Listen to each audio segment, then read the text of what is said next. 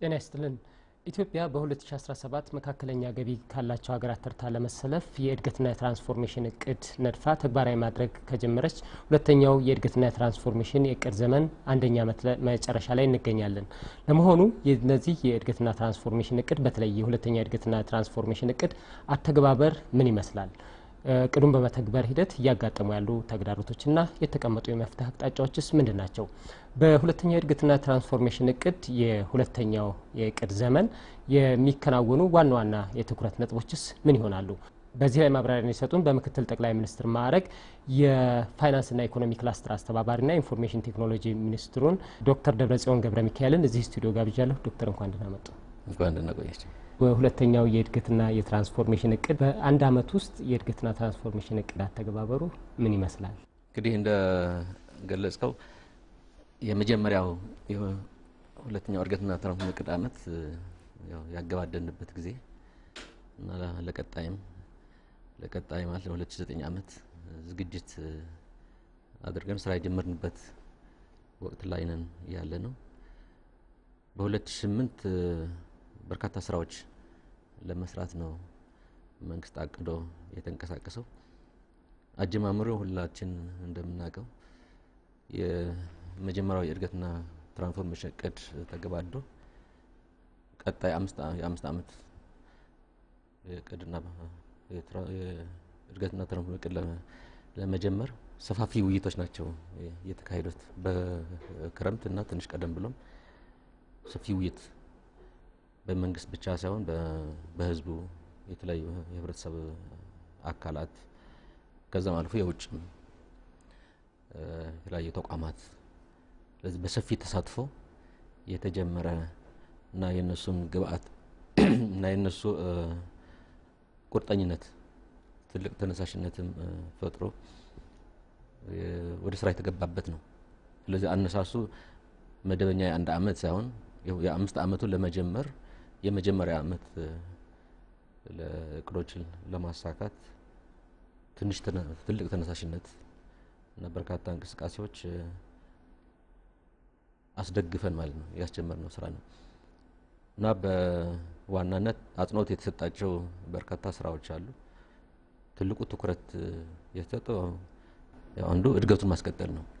የፈጣን እድገት የሚለው በሁለት አሃዝ የሀገራችን ኢኮኖሚ እንዲቀጥል ምክንያቱም ቅድም መጀመሪያ አስገልጸው እንደነበረ መካከለኛ ገቢ ለመድረስ የሚያስፈልገን እርምጃ በፈጣን እድገት መሄድ ስለሆነ መካከለኛ ገቢ ለመድረስ አሁንም በ2008 ተይዞ የነበረው የሁለት አሃዝ ነው 11.2 ከመቶ እድገት እናስመዘግባለን ተብሎ ነበር የተያዘው።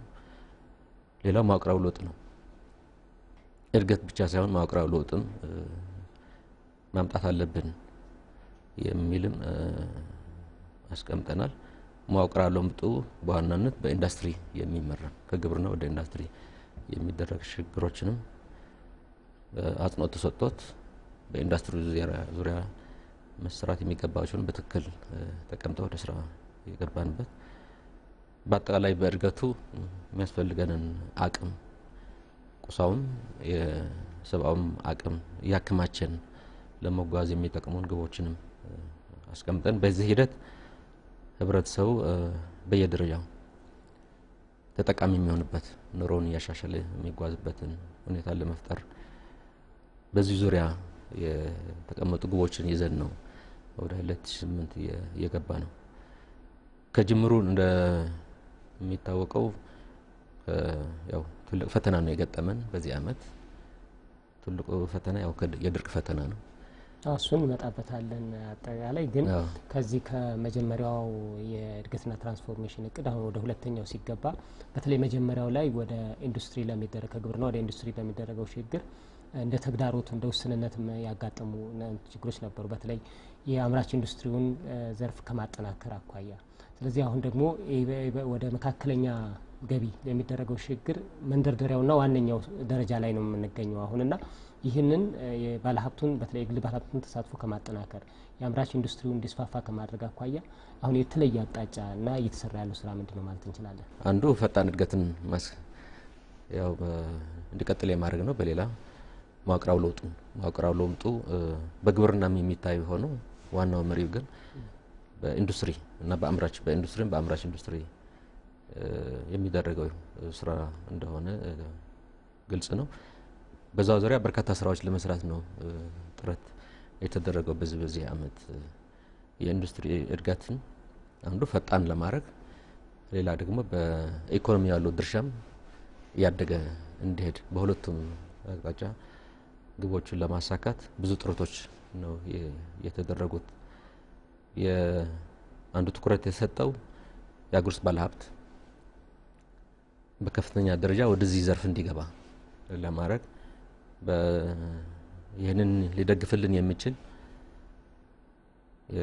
የአገር ውስጥ ባለሀብት ትራንስፎርሜሽን በሚልም የተቀመጠ አለ። በስፋት እንዲገባ ለማድረግ ጥረቶች የማድረግ ነው። ከኮንስትራክሽን ወደ አምራች ዘርፍ እንዲገባ፣ ከንግድም ወደ አምራች ዘርፍ እንዲገባ፣ በጥቃቅንና አነስተኛ እያደጉ የመጡትም እንደዚሁ ደረጃ በደረጃ ወደ አምራች ኢንዱስትሪ መካከለኛ ብለው በደረጃ እንዲገቡ ለዚህ በተለያየ አቅጣጫ ጥረቶች ሲደረጉ ያው እቅድ አዘጋጅተው ውይይቶች ናቸው ሲደረጉ የነበሩ እና የተሻለ እንቅስቃሴ አለ። የሀገር ውስጥ ባለሀብቱ ወደ አምራች ኢንዱስትሪ የመግባት በጨርቃ ጨርቅ የገቡ አሉ። ስራም የጀመሩ ነባሮችን በመውሰድ ከሌሎችም ጋር በመተባበር ሌላው ትልቁ ትስስር የምናየው ከኢንዱስትሪ ፓርክ ተያይዞ የሚደረጉ ስራዎች ናቸው። በአንድ በኩል የውጭዎቹም አሁንም በአምራች ኢንዱስትሪውን ለማጠናከር የራሳቸውን አስተዋጽኦ የራሳቸውን ድርሻ እንዲወጡ ለማድረግ ዘንድሮ ብቻ ሳይሆን ከአምናም ከዛ በፊትም ሲደረጉ የነበሩ እንቅስቃሴዎች በተጠናከረ ሁኔታ ጎልቶ የወጡበት ነው። 2008 ሐዋሳ ኢንዱስትሪ ፓርክ የመጀመሪያው ነው። በዚህ ማዕቀፍ በሁለተኛው እድገትና ትራንስፎርሜሽን እቅድ ጀማሪ ማለት እንችላለን። በዚህ 2008 ከኢንዱስትሪ ፓርክ ከማልማት አንጻር እና ምርጥ የሆኑ የውጭ ኩባንያዎች ከማስገባት አንጻር እና ኢንዱስትሪ ፈጣን እድገት እንዲያስመዘግብ የሚያስችል ትልቁ ስራ ከዚህ ጋር ተሳስረው ግን የግል ባለሀብቱም እንዲሰራ በፓርኩ እና ከተለያዩ ዘርፍ የነበሩ አሁን ያው በጅምር ላይ ያለ ነው። ግን እዛም የአገር ውስጥ ባለሀብቱ የገባበት ሁኔታ አለ ማለት ነው። የውጭም አለ የአገር ውስጥ በመጀመሪያ ምዕራፍ እንደተገለጸው ከዛም የሚቀጥል ነው። ሌሎች ፓርኮችም የኢንዱስትሪ እድገቱን ለማፍጠን አንድ ትልቅ መሳሪያም እንደ ትልቅ አቅም የወሰነው ኢንዱስትሪ ፓርክ ማልማት ስለሆነ በሌሎችም እየተጀመረ ነው በስፋት በተለያዩ ክልሎች በተመረጡ ቦታዎች እና በተመረጡ ዘርፎች ያው ሐዋሳ ቀደመ እንጂ ሌሎችም ወደ መስመር ደረጃ በደረጃ የሚገቡ ናቸው። በስፋት ለማስገባት ነው ጥረት እየተደረገ ያለው። ስለዚህ በኢንዱስትሪ ማዕቀፍ የተሻለ እንቅስቃሴ በ2008 ማለት ታይቷል። የእድገት ፍጥነቱም ጥሩ ነው ብለን ማስቀመጥ እንችላለን ኢንዱስትሪ አንጻር። ስለዚህ በድምር ባሰብነው መልኩ እየሄደ ነው። ከውጭ ምንዛሪ ያው ጥረቶች አሉ ገና ናቸው። እየገቡ ያሉ ኢንዱስትሪዎች ግን ዞሮ የውጭ ምንዛሪ የሚያመነጩ ስለሆኑ ወደ ኢንቨስትመንት እየገባ መጠን ሲታይ ግን ትልቅ አቅም እየፈጠረ ነው ማለት እንችላለን።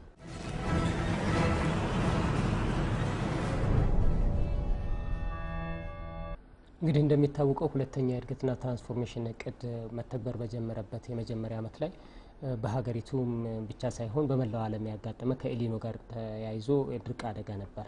ይህን መነሻ በማድረግም መንግስት በቢሊዮን የሚቆጠር ገንዘብ ለተጎጂዎች ድጋፍ ሲያደርግ ቆይቷልና ምናልባት ይህ ከፍተኛ ወጪ መውጣቱ የኤሊኖ ክስተት መፈጠሩ በእቅዱ አተግባበር በፕሮጀክቶች አፈጻጸም ላይ ያሳደረው ተጽዕኖ እንዴት ልንገልጸው እንችላለን? እንደገለጽከው ይሄ ትልቅ ተጽዕኖ ነው የሚፈጥረው። በአጠቃላይ በኢኮኖሚ ትልቅ ተጽዕኖ ይፈጥራል። በተለይ ደግሞ በግብርና ዘርፍ የምንጠብቀው እድገት አንጻር የምንፈልገው እንደማናገኝ ግልጽ ነው ማለት ነው። በእድገት አንጻር ዋናው ግን በአገራችን የተፈተነችበት ነው። በዚህ 2008 ዓመት በርካታ ህዝብ ምርት የግብርና ምርቱ ያላገኘበት ችግር ውስጥ የወደቀበት እና ስፋትም ያለው በዚህ አመት ጎልቶ ወጣ እንጂ በተለያየ ጊዜ እንደሚገለጸው አልፎ አልፎም ሲታይ የነበረ ችግር ነው። የድርቅ አልፎ ቀደም ብሎ 2-3 አመትም በተከታታይ ግን ውሱንነት ነበረው። እኛው ጎልቶ የወጣበት ሁኔታም አልነበረም። የ2008 ግን ትንሽ ሰፋ ያለና ተከታታይም ስለሆነ ጉዳቱ ቀላል አልነበረም። በአርሶ አደሩም በአርብቶ አደሩም በርካታ ክልሎች እና በርካታ ህዝቦች ተጎድተዋል በዚህኛው። ስለዚህ መንግስት ያው የግብርና እድገትን የሚቻለውን ያህል ለማምጣት ለማስመዝገብ ከፍተኛ ጥረት ማድረግ አለበት። በተለይ በድርቅ ባልተጎዱ አካባቢዎች በርከት ያሉም በድርቅ የተነኩ ስላልሆነ እንደ ሀገር ደረጃ ስናየው እነሱ የበለጠ እንዲያመርቱ ጥረት በአንድ በኩል ማድረግ አለበት። በሌላ በኩል ደግሞ እነዚህ በድርቅ የተጎዱ ወገኖች ድጋፍ አንዱ ነው። ሌላው ግን ሊገኝ የሚችለው ምርትም በተለይ በመስኖ በመጠቀም ለማምረትም ከፍተኛ ጥረት ነው የተደረገው። ስለዚህ ያልታሰበ ሰፊ ስራ ምልክቶቹ ቢኖሩም ያው ከክረምት የግብርና ምርት በኋላ ነው ውጤቱም የምታየው ግምቶችም ቢኖሩ ማለት ነው። ስለዚህ በዚህ አመት ትልቅ ችግር ትልቅ ፈተና ሆኖ የወጣ ነው። እንዳነሳውና ሁሉም እንደሚያውቀው የመንግስት ወደ 20 ቢሊዮን የሚጠጋ ብር ነው የመደበው። ቅድሚያ ወገን ማዳን ነው። የመሰረተ ልማት ስራ የሌላ ፕሮጀክት ቅድሚያ አይደለም የሚሰጠው። ወገን ይዘህ ነው የመሰረተ ልማትም ሌላውን ስራ የምንሰራው። እነሱንም ያው ለቀጣይ ልማታችን ስለሚያስፈልጉን እንዳይስተጓጎሉ ጥረት ተደርጓል በመንግስት በኩል። ግን በቅድሚያ ግን ህዝቡ ነው። ይሄ ህዝቡ ረሃብ ውስጥ እንዳይገባ ብቻ ሳይሆን ጉዳት እንዳይደርሰው እንዳይፈናቀል ብዙ ችግሮች እንዳይገጥሙት ለመደገፍ ከፍተኛ ጥረት ነው የተደረገው። ከዚህ አንፃር ያው የተሳካ ነው ማለት እንችላለን። ህብረተሰቡን በያለበት አቆይቶ ለቀጣይ የልማት እንቅስቃሴ በወቅቱም በተወሰነ ደረጃም እንዳልኩት ከመስኖ ጋር በተያያዘ የተሰሩ ስራዎች አሉ። እንዲህ ዝም ብሎ ቀለብ ሲጠብቅ የነበረ አልነበረም። ባለው አቅም ባለው ጥረት በፊትም ሲሰሩ የነበሩ የውሃ ማቆር ስራዎችና የመስኖ ስራዎች የሚቻለውን ያህል ጉዳቱን ለመቀነስም ጥረት አድርጓል። በያለበት እህል ሲሰፈር የነበረ አይደለም ህዝቡ በራሱ ሲንቀሳቀስ፣ ግን ተጨማሪ ኢንቨስትመንት በማካሄድም በአጭር ጊዜ ጉድጓዶችን በመቆፈር የልማት ስራ እንዲቀጥል፣ ስለዚህ ለተለየ ፈተና የተለየ ምላሽ የሰጠንበትና ከሁሉም በላይ ህዝባችንን አደጋ ሳይደርሰው ወደ እልቂት ሳንገባ ያተረፍንበት ትልቅ ስኬት አስመዝግበናል። በግብርና ግን የራሱ ጉዳት ፈጥሯል ማለት ነው። የምንፈልገውን እድገት ማምጣት አንችልም፣ ያው ግልጽ ነው ማለት ነው። ከዚህ የሚጎለን ለማካካስ ግን መንግስት ብዙ ጥረት አድርጓል። በድምር አሁንም እድገት አለ በግብርናም ራሱ ቢሆን ማለት ነው። ስለዚህ የአጠቃላይ መንግስት የዜጎችን ህይወት ቅድሚያ መታደግ ቅድሚያ የሰጠው ትኩረት ነውና ምንም ሰው ህይወት ሳይጠፋ አስከፊ ድርቅ አደጋ ቢያጋጥማትም እሱ መቋቋም ይችላልች፣ ዜጎችም ህይወት ሳይጠፋ ወቅቱን ማሳለፍ ተችሏል የሚለውን ነገር እንይዛለን። ግን አጠቃላይ ስናየው በፕሮጀክቱ ማፈጻጸም በቅዱ አፈጻጸም ላይ ተጽዕኖ ያን ያህል አይደለም ማለት እንችላለን። የጎላ ማለት እንዳልኩት ቅድሚያ አሁንም የህዝቡ ነው። እኛ የምናየው እሱ ነው ትልቁ ስኬት። ትልቅ ፈተና ነው የገጠመን። ብዙ እልቂትም ሊያጋጥም ይችል ነበር እንደ ድሮ ቢሆን ኖሮ፣ ግን አገራችን እንደ ድሮ አይደለችም። የተሻለ የእድገት ደረጃ ነው ያላት። እንደዚህ አይነት ችግርም ሲያጋጥም የከፋም ቢሆን መቋቋም እንደምንችል አሳይተናል። ህዝቡም ራሱ እንደ መንግስት ብቻ ሳይሆን ህዝቡም ራሱ በየአካባቢው ያለው ኢቭን በድርቅ በተጎዳውም ተስፋ ሳይቆርጥ የመንግስት ድጋፍ ይዘን የራሳችንን አቅመን አቀናኝተን እናልፈዋለን፣ ዘልቀዋለን፣ የችግር እንወጣዋለን የሚል ጥንካሬም የነበረ ነው። የሁሉም የድምር ውጤት የሚፈልገው ለውጥ ማለት ነው። አትሊስት ጉዳቱ የከፋ ሳይሆን ለመቋቋም ችለና አሁን ያው ወደ ሌላ ልማት ነው እየገባን ያለነው። ተጽዕኖ የለውም አይደለም ያልኩኝ ያለሁት በሌሎች ስራዎቻችን ውሱን ነው። በሌሎች ፕሮጀክቶቻችን ወደ 20 ቢሊዮን የሚጠጋ ቀላል ገንዘብ አይደለም። አሁን ያው ባይኖር ኖሮ ትርጉም የለውም እንጂ ድርቁ ባይኖር ኖሮ ወደ ሌላ ስራ፣ ወደ ሌላ ልማት፣ ወደ ሌላ ያው እድገት ማዋል ይቻል ነበር። እሱ የራሱ ግፊት በኢኮኖሚ ላይ ይፈጥር ይችል ነበር ማለት እንችላለን። ግን ተቋቁመናል ማለት ግን እንችላለን። ዋናው ያኛውም መስራት የምንችለውን ባለው ያው ችግሩን ታሳቢ አድርገን ማለት ነው እንጂ ችግሩ ባይኖር ኖሮ ትልቅ ለውጥ ሊያመጣ የሚችል ነው። 20 ቢሊዮን ቀላል ገንዘብ አይደለም። ፍላጎታችን ትልቅ ቢሆንም እንዳገር 20 ቢሊዮንም ትንሽ ገንዘብ ነው ማለት አይደለም። በዚህ የሚጎድል ነገር ይኖራል። ዋናው ግን ያተረፍነው ነው ያዳነው ነገር በአሁኑ አመት አናየውም። ይህም በሚቀጥለው አመት የተሻለ እድገት ማምጣት እንደምንችል አሁን የጎደለንን በሚቀጥለው ማካካስ ከዛ በላይ መሄድ እንደምንችል ስናስብ እንደ ጉለታ እንወስደው ማለት ነው። በጣም ጥሩ። እንግዲህ የመጀመሪያው እድገትና ትራንስፎርሜሽን ወቅት ተጀምረው በሂደት ላይ የነበሩ አሁንም እየተሰሩ ያሉ በርካታ ሜጋ ፕሮጀክቶች አሉ። አንዳንዶቹ ፕሮጀክቶች ያው ቀደም ሲል በመጀመሪያው እድገትና ትራንስፎርሜሽን የተጀመሩት በጥሩ ሁኔታ በመጀመሪያው እድገትና ትራንስፎርሜሽን የመጨረሻ አመትም ባፈጻጸማቸው በጥሩ ደረጃ ይገኛል። ለምሳሌ እነ ባቡርም መጥቀስ ይቻላል። ሌሎች ደግሞ ፕሮጀክቶች እንደዚሁ ሜጋ ፕሮጀክቶች ትንሽ በሚፈለገው ደረጃ ፍጥነት ያልሄዱ አሉ። ለምሳሌ እነ ስኳር ላይ የተጀመሩት እንትኖችን ማዳበሪያ ፋብሪካ ላይ የተጀመሩ አሉ። እነዚህን ፈጥኖ አሁን ለማስኬድና ውጤታቸውንም ቶሎ ለማየት ምን የተቀመጠ አቅጣጫ አለ? ክትትልና ድጋፉስ ምንድነው ይሆነ ያለው?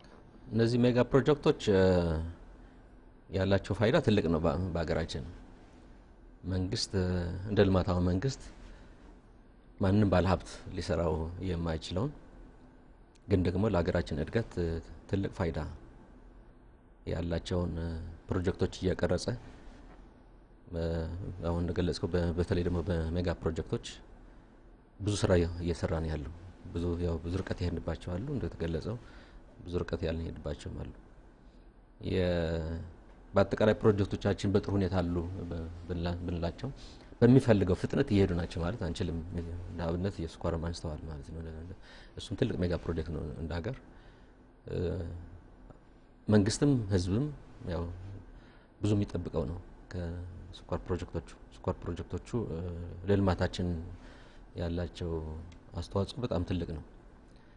የሀገር ፍላጎት ብቻ ሳይሆን ከሀገር ፍላጎትም አልፈው ወደ ውጭ ምርት በማቅረብ አሁን በተለያየ ጊዜ የምናነሳቸው የውጭ ምንዛሬ ችግሮቻችን ለመቅረፍም አስተዋጽኦ ያላቸው ናቸው የስኳር ፕሮጀክቶቻችን። ስለዚህ በፈለግነው መልኩ ባይሆንም እዛ ያሉ ችግሮች እንዳልከው መንግስት ተገቢ ክትትል ያደርጋል፣ ማሻሻያውም በየወቅቱም ያደርጋል። አሁን ማሻሻያ አሁን ማለት በዚህ አመት አይደለም፣ ቀደም ብለን የጀመርናቸው ማሻሻያዎቹ የስራው ስፋት እና ውስብስብነት እየታየ በሄደ ቁጥር ሌሎች አካላት የውጭ ኩባንያዎችም እያስገባን በሀገር ውስጥ ሀብት ማለት በሀገር ውስጥ አቅም ያው በመቴክ የሚሰራው እንዳለ ሆኖ ስፋት ግን ስላላቸው ሌሎች ፕሮጀክቶች በውጭ ኩባንያዎች እንዲሰሩ ማለት ነው መንግስት ወስኖ አንዳንዶቹ በውጭ ኩባንያዎች ናቸው እየተሰሩ ያሉት ማለት ነው። ስለዚህ አንዱ ከአቅም ጋር በተያያዘ የነበረን ክፍተት እንዳልኩት ከስፋትና ከውስብስብነቱ የውጭ አቅም በዚሁ ስራ ልምድ ያላቸውን ማስገባት ነው። ስለዚህ መንግስት እነሱን አስገብቶ እየሰራ ያለበት ሁኔታ አለ። ሌላው ከፋይናንስ ጋር የተያያዘ ጥረት ነው። ብዙ ፋይናንስ ነው የሚጠይቁት እነዚህ ፕሮጀክቶች። ፋይናንስ ፍላጎታቸው በጣም ከፍተኛ ነው። ስለዚህ የፋይናንሱን ችግር ሊቀርፍ የሚችል ሁሉም በመንግስት ኢንቨስትመንት ስለማይቻል የተለያዩ የውጭም ገንዘብ የሚገኝባቸው አማራጮችን በብድር ይሁን በሌሎች አግባቦችም እሱም ሌላ አግባብንም አለ እንደ መፍትሄ ስራውን ለማሰራት በመንግስት አቅም ብቻ በመንግስት ኢንቨስትመንት ብቻ ስለማይቻል ያው መንግስት ብዙ ነገር ስለሚሰራ ያለው ኢንቨስትመንት ስኳር ላይ ብቻ ሊያደርግ አይችልም። ስለዚህ የፋይናንስ ውስንነትም ስራውን በስራው ላይ ማለት ነው ችግር የሚፈጥር በመሆኑ የፋይናንስ ችግሩን ለመቅረፍም የተለያዩ አማራጮች ማለት ነው። ሌላው ያው የቅርብ ድጋፍና ክትትል ነው። በዋናነት የአቅም ጨምሮ ፋይናንስም ጨምሮ ሌላ የፋይናንስም ጨምሮ ለማሰራት ማለት ነው። መጨረስ የምንችላቸውን ደግሞ ያው ርብርብ ተደርጎ ቶሎ ወደ ስራ የሚገቡበትን ሁኔታ ለመፍጠር ብዙ ጥረቶች ነው እየተደረጉ ያሉ ለውጦችም አሉ ማለት ነው። ለውጦችም አሉ። አንዳንዶቹ ያው እየተጠናቀቁበት ያሉበት ሁኔታ አለ። ወደ ስራ የሚገቡበት ሁኔታ የቅርብ ጊዜ ነው የሚሆነው። ደረጃ በደረጃ ሌሎችም ፋብሪካዎቻችን ወደ ልማቱ ስራ እንዲገቡ የሚደረጉ ጥረቶች አሉ። ይሄኛው ግን ገና ነው ማለት ጊዜ የሚወስድ ነው በኢንቨስትመንትም በስራ ስፋቱ። ለዚህ የጎዳደሉ አሁንም አሉ። እነሱን ለማስተካከል ትልቅ እንቅስቃሴ በማድረግ ላይ ነው የምንገኘው። እነዚህን ትልልቅ ሜጋ ፕሮጀክቶች በማስፈጸም ሂደት በመጀመሪያው የእድገትና ትራንስፎርሜሽን ማጠናቀቂያ ላይም በተደረገው ግምገማ ተገለጸው ፈታኝ የነበሩ ሁኔታዎች ነበሩ። ለምሳሌ የመፈጸምና የማስፈጸም የአቅም ውስንነት ጋር ተያይዞ ከኪራይ ሰብሳቢነት አመለካከትና ተግባርም ሌላው ተግዳሮት ነበርና አሁን ሁለተኛው የእድገትና ትራንስፎርሜሽን እቅድ በሚተገበርበት ወቅት እንደዚህ አይነት የመሳሰሉ ችግሮችን ከመፍታት አኳያ ያለው ሁኔታ ምን ይመስላል?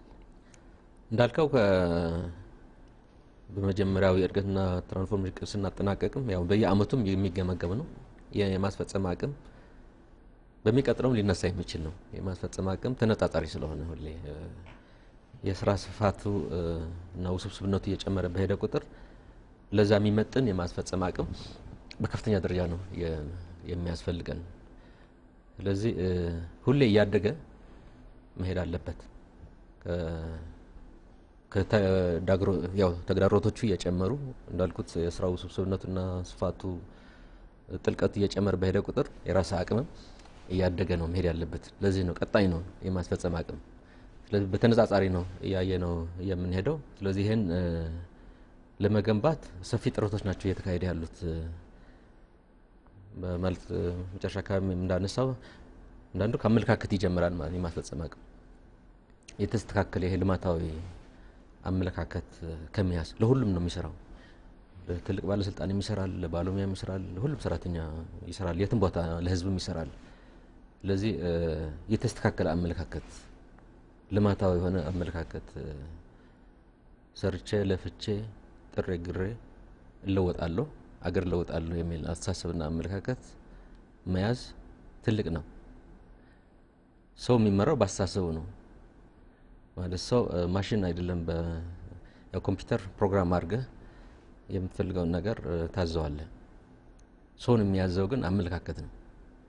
አመለካከቱ የተስተካከለ ከሆነ የተስተካከለ ስራ ይሰራል። አመለካከቱ የተዛባ ከሆነ በተግባርም የተጓደለ ነገር ነው የምናየው። ስለዚህ ከማስፈጸም አቅም ቁልፉ አመለካከት፣ አስተሳሰብ ደግሞ እንዳልነው ልማታዊ የሆነ በጥረት በግረት በልፋት ውጤት ማምጣት ለግለሰብም ለመንግስትም የሚሰራው ይሄ ልማታዊ አስተሳሰብ ነው። ስለዚህ ይሄን ለመቅረጽ እና ይሄ የኪራይ ሰብሳቢ አመለካከት ተግባር የሚለውን ለመቅረፍ ወይ ለመቀነስ ለመቆጣጠር ብዙ ጥረቶች ናቸው የሚደረጉት ማለት ነው። ያው ከማስተማር ነው የምትጀምረው። ሁሌ ከማስተማር ነው፣ አስተሳሰቡን ከማስተማር ከእውቀት ነው የምትጀምረው። ስለዚህ ሰፋፊ ስልጠናዎች እየተካሄዱ ነው ያለው። ከመጀመሪያው አመት ጀምሮ ሰፋፊ ስልጠና በዚህ ዙሪያ በዚህ ማዕቀፍ አመለካከትን ለማስተካከል በየወቅቱም በሚደረጉ የስራ ግምገማዎች፣ ክትትሎች እነዚህ አመለካከቶችን ለመቅረጽ ጥረቶች ይደርሳሉ። ስለዚህ በቀጣይ ክትትል የሚደረግበት ነው። ሌላ ግን ያው ሙያ ነው፣ ሙያዊ አቅም ነው እንደየስራው። አሁን የስኳር እናነሳ ነበር። የስኳር የራሱ ሙያ አለው። ብረታ ብረት ሌላ ሙያ ነው፣ ባቡር ሌላ ሙያ ነው፣ ኤሌክትሪክ የራሱ ሙያ አለው። ሙያዊ የሆኑ አቅሞች ከማስፈጸም አንጻር ደግሞ ሙያዊ የሆኑ ጉዳዮች አሉ። እነዚህም የራሳቸው ስልጠና ይጠይቃሉ። ልክ እንደ አመለካከቱ ለመቅረጽ የተለያዩ ስልጠና እንደሚያስፈልገው የክህሎት ሙያዊ የሆኑ አቅሞችን ለመገንባት የሚያስፈልጉ ስልጠናዎች አሉ። በዩኒቨርሲቲ የሚካሄዳሉ፣ በአጫጭር ስልጠና የሚካሄዳሉ፣ ውጭ የሚካሄዳሉ። ይሄም በየመስኩ ለመስኩ የሚመጥን የተለያዩ ስልጠናዎች እየተካሄዱ ናቸው። ይሄም ሰፊ ነው። ስለዚህ ፕሮግራም ተቀርጾ እንዳልኩት አጫጭር ምክንያቱም አሁን በአመት ነው እየተናገርን ያለነው። በአመት ውስጥ አጫጭር ስልጠና ከአመት በላይ ከሆነ ግን ያው የሚቀጥለው ነው የምናያቸው እንጂ አሁን ልናያቸው አንችልም። እና አንዳንድ ፕሮግራም ከዛም በላይ ሊሆን ይችላል። ግን የተስተካከለ የሰው ሀብታችንን የሚገነባ ፕሮግራም በመቅረጽ የሚሰሩ ናቸው። እነዚህ ናቸው እየተሰሩ ያሉት ማለት ነው። ከአቅም ግንባታ አንጻር ሌሎች ያው ስርዓቶች ከመገንባት እንደ ሲስተምስ የምላቸው አሰራር ስርዓቶች፣ አደረጃጀቶች፣ ኦቶሜሽኖች፣ አይቲ የኢንፎርሜሽን ቴክኖሎጂ ከመጠቀም አንጻር ቀደመው የጀመራሉ ዘንድሮ በተወሰነም ስራዎቻችን። ስለዚህ በዚህም ዙሪያ እና እነዚህ ምርጥ ልምዶች የውጭ ልምዶችም በስኳርም ምርጥ ልምድ በባቡርም ምርጥ ልምድ እየተፈለገ በሌሎች ስራዎቻችን በመንግስት ስራዎቻችን እንደዚሁ ምርጥ ልምዶች እየተፈለጉ ብዙ ናቸው እየተሰሩ ያሉት በዚህ ዙሪያ። ያው እንዳገርም ያው ንቅናቄ እንዳለ ያው ታውቃው ነው። ይሄ መልካም አስተዳደርም ተብሎ ማለት ነው በራሱ ችሎ እንደ ንቅናቄ ይሄም የራሳችን ችግሮችን ለመቅረፍ አመለካከትንም ለማስተካከል እና የነዚህ በአደረጃጀት በአሰራር የምላቸው ቀጣይ ስራዎች ናቸው እና በዚህ አመት በስፋት ነው የተሰሩት። ለውጦችም አሉት፣ መሻሻሎችም አሉት። ግን እንዳልኩት ቀጣይ ነው። አሁንም የሚጎድሉ አሉ። በሚቀጥለው አመት ደግሞ ሌላ ፈተና ነው የሚገጥምህ። የጎደለህንም ለማስተካከል የሚቀጥለው አመት ያለውንም ፈተና ለመወጣት እንደገና የአቅም ግንባታ ስራው የማስፈጸም አቅም ግንባታ መስራት በከፍተኛ ደረጃ በጎደለን ደግሞ የውጭ አቅም መጠቀም ደግሞ እንጠቀምበታለን። ዘንድሮም እንደዛ ማለት ነው። አሁን የስኳር አንስቻለሁ። ኦፍ ኮርስ ዘንድሮ ብቻ አይደለም በጎደለን የውጭ አቅም ተጠቀማለን። በሌሎች ስራዎቻችንም በጎደለን የውጭ አቅም አምጠ ስለዚህ በየዘርፉ ያለው የማስፈጸም አቅም ክፍተት አጠቃላይ የሆኑ ነገሮች ቢኖሩም በየዘርፉ ተለይቶ ተጨባጭ የሆነ እቅድ ወጥቶ መስራት ስለሚገባው በዚህ አቅጣጫም ብዙ ስራዎች እየተሰሩ ናቸው ማለት እንችላለን። ይሄ ግን ለቀጣይ ስራም ነው የምንወስደው።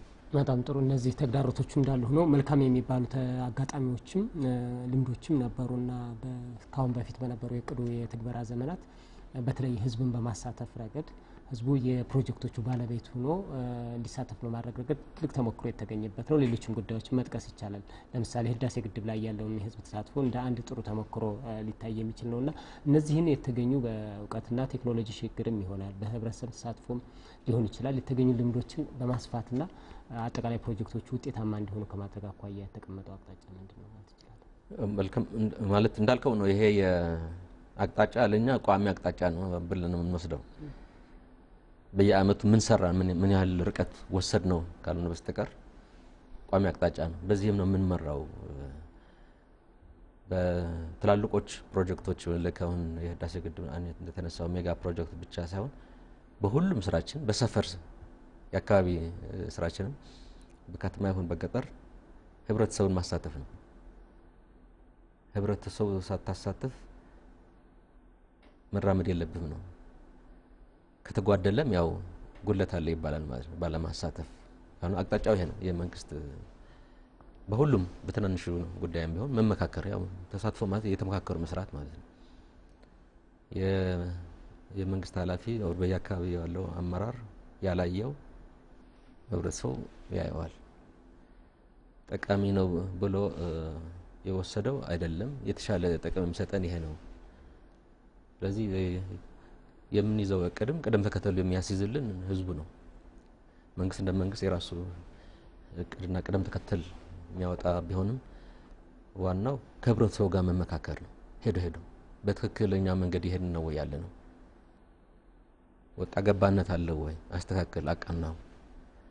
ያጠፋ ነው ያጎደል ነውም ካለ ሁሌም እናንሳው በክራይ ሰውነት በመልካም አስተዳደርም ያንን የምናንሳው በስራው ላይ ማለት ነው። በፕሮጀክት አፈጻጸሙ ዞሮ እዛ ነው የሚታዩት። ተግባሩ እሱ ነው። ተግባር ላይ ስለሆነ የሚታዩት የተንጠለጠለ አይደለም። ክራይ ሰውነት በመልካም አስተዳደር በፕሮጀክት ስራ በቀጥታም በሌሎች የልማት ስራዎቻችን በቀጥታ የሚገለጹ ስለሆነ እዛ አካባቢ ያሉ ግድፈቶችንም እንዲያስተካክልን ህብረተሰቡን ማሳተፍ ነው መንገዱ። ስለዚህ በዚህ አመትም ተጠናክሮ ቀጥሏል የሚል ነገር ነው ያለኝ በአጠቃላይ ማለት ነው። ያው ከእቅዱ ስንጀምር መጀመሪያም እንደገለጽኩት የሁለተኛው እድገትና ትራንስፎርሜሽን እቅድ ስንጀምርም ሰፊ ተሳትፎ ነው የነበረው። ስለዚህ ከእቅዱ ጀምረን ገና ወደ ትግበራ ከመሄዳችን በፊት እቅዱ አስተያየት እንዲሰጥበት ትክክለኛ ነው ወይ የሚፈልገው ነው ወይ አገራችን ወደምትፈልገው ደረጃ አንተም በተሻለ ተጠቃሚ የሚያደርግ ነው ወይ የሚል ውይይት ተደርጎበታል። ለተሳትፎ ከዛ ነው የሚጀምረው። ከዛ ትግበራ ነው የሚሆነው። የሚያውቀው እቅድ ነው፣ ሐሳብ የሰጠበት ነው። ባለቤት ሆኖ ያው እንደ ባለቤት የያዘው እቅድ ነው። በትግበራውም እንደ ባለቤት ነው እየሰራ ያለው። ከትላልቅ ፕሮጀክት ጀምሮ ህዳሴው እንደቀጠለ ነው እንደምታውቁት ማለት ነው። ተሳትፎ አላቋረጠም በሁሉም መልኩ ማለት ነው። አግባቡ ነው የሚለየው ሎተሪ ሊባል ይችላል፣ በስልክ የሚገለጽ ሊሆን ይችላል፣ በሞባይል በቀጥታ በመሄድ ሆን በደሞዝ ይሁን አሁንም ያው ነው ማለት ነው። የህብረተሰቡ ተሳትፎ ቀጠለ ማለት ነው። በአዳዲስ ስራዎቻችንም ቢሆን እንደዛ ነው። በአዳዲስ ፕሮጀክቶቻችን የመሰረተ ልማት ስራዎቻችን ሊሆን ይችላሉ፣ የመንገድ መክፈት ሊሆን ይችላል፣ ቦታ መልቀቅ ሊሆን ይችላል፣ ለትምህርት ለጤና አሁንም ህብረተሰቡ ነው እየተሳተፈ ያለው። በጎደለ ያው ችግር አለ ማለት ነው። በጎደለ የህብረተሰብ ተሳትፎ በጎደለባቸው ደግሞ እያየን ነው ማለት ነው። ቅሬታው ሲገልጽ ማለት ነው። ይሄ ያለ አግባብ ነው የመሬት የተወሰደው። ያው ጉለቶችንም እንዳልነው ማለት ነው። ዝም ብሎ ተሳትፎ ብቻ አይደለም ቀጥሉ በርቱ የኔም የራሴን ድርሻ ልወጣ ብቻ ሳይሆን ጉለትም ሲያይ ያው ተሳትፎ መጉደሏ ነው በአንድ በኩል የሚታየው። ሲገለል ችግር አለ ብለ ደግሞ ያመጣልናል ማለት ነው። ስለዚህ ሁለቱም ነው እያየን ያለ ነው። በቀጥታ በተሳተፈበት ያው በጥሩ መልኩ ይሄድ ነው። በጎደለ ደግሞ ቅሬታውን እኔ የምፈልገውን አይደለም እየተሰራ ያለው ወይም እኔ የሚጎዳኝ ነው፣ አካባቢ የሚጎዳ ነው፣ ሀገርንም የሚጎዳ ነው በሚልም ሀሳቡን እየገለጸ ያለበት ሁኔታም አለ እና በተለያየ መልኩ የህብረተሰቡ እንቅስቃሴ እያየን ነው። በንቃት ህብረተሰቡ የተሳተፈበት አመትም ነው ማለት እንችላለን።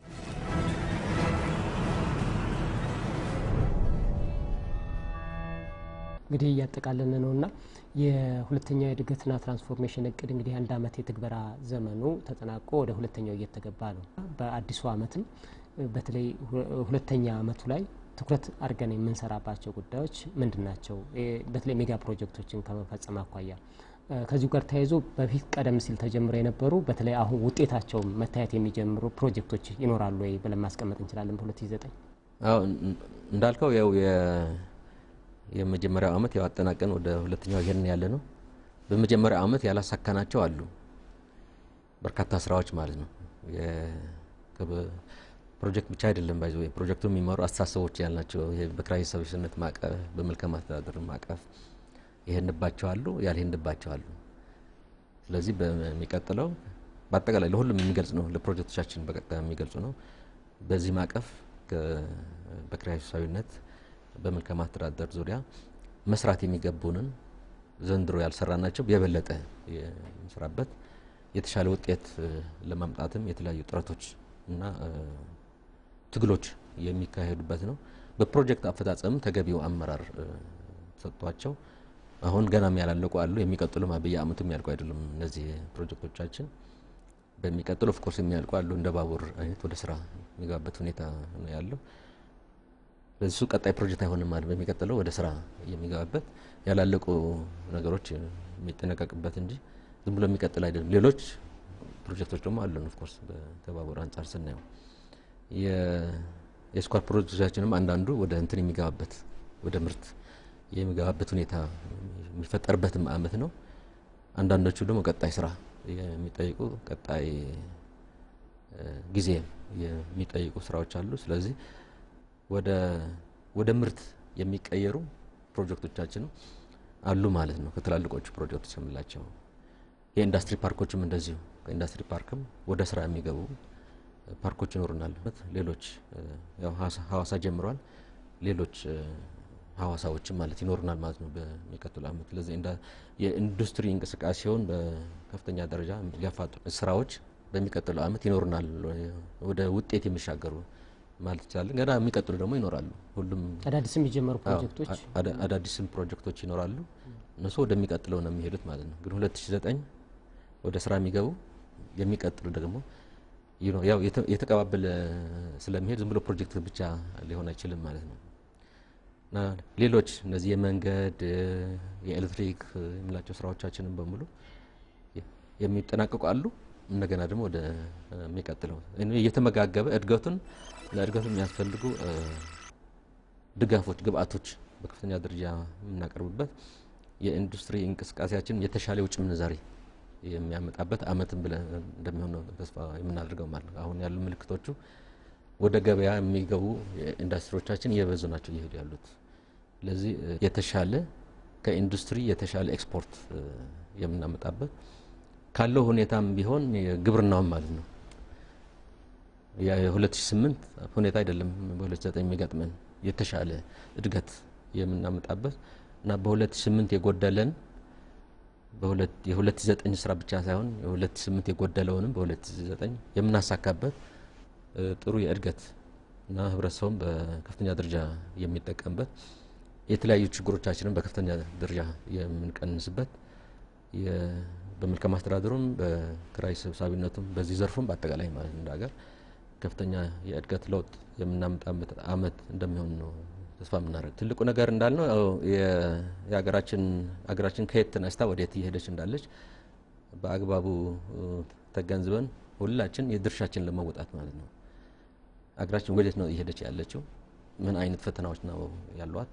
ምን አይነት እድሎች ነው ያላት? እድሎችም በከፍተኛ ደረጃ ለመጠቀም ፈተናዎችንም ያው ታግለው በራሱም ከመንግስትም ያው በጋራ ሆኖ በመፍታት ወደ ተሻለ የእድገት ደረጃ ለማድረስ ትኩረት ሰጥተን ማለት ነው ሁላችን በየተሰማራንበት ሁሉም በየተሰማራንበት መንግስት አመራርም ሌላም ማለት ነው በየተሰማራበት ከያንዳንዱ የሚጠበቀውን ድርሻ ለመወጣት ለራሱም ለሀገሩም ትልቅ አስተዋጽኦ ለማድረግ ከፍተኛ ርብርብ እና በንቃት እና በምክንያት የሚንቀሳቀስበት አመት ነው ብዬ ነው የምጠብቀው።